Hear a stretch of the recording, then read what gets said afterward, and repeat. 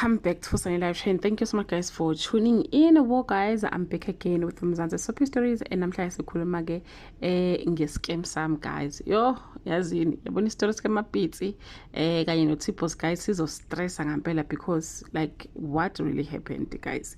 Ngapha sibone uTipos egoqa umata othelwe iglass yewayini ewugoqa ngathi ufaka umuntu phakathi and we are like hayibo khona kuthiwa ke iglass ifile inkosi yami abasashaneli ngani phela balahle ukulahlekayo sengaze goqa umata kangaka uzufakwe irephe ngasalo tape emnyama. Yo, it's just a lot guys, but ke sonke siyayibuza ukuthi kwenzekeni ngomapitsi. At first I thought maybe yabo uTipos maybe umbulele, but like he didn't guys. Mangabe ke ucheck ama comment abanye bathi ke uHopane maybe usende ke one of his taxi drivers, omunye wathi ke, and when Pitsi tells everyone that he saw Tipos rapping a carpet, it will all make sense. Tipos should just look at the CCTV camera.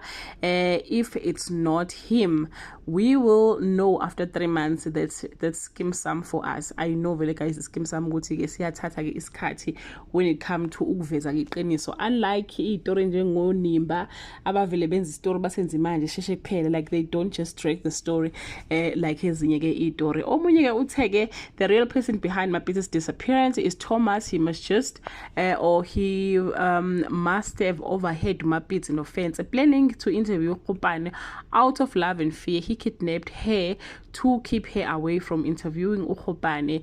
Wasethi ke lo uMapitsi ke uno Thomas lapho ke ekhona. Mangabe ke uchecka ama teasers ikavela futhi ukuthi ke bathi ke ufence uzoprovide ke amaphoyisa with the crucial information regarding Mapitsi's case guys.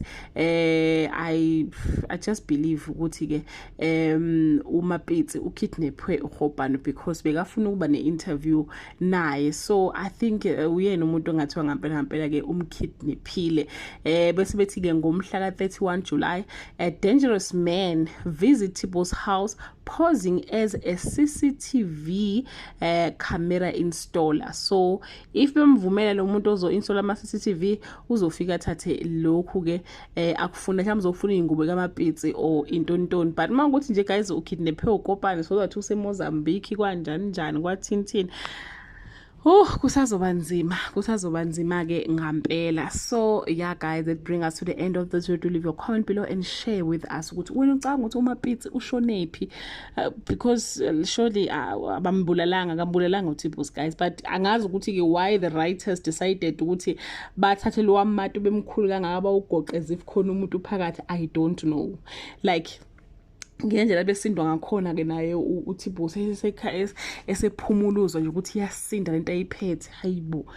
Hayibo guys, yo yabona ama writers sometimes nawo ke ayasiqhatha ngempela. So yeah, do comment below and share with us ukuthi ucanga ukuthi uMapitsi ushonephi, ukidnaphe ubani, what happened to her. Bye.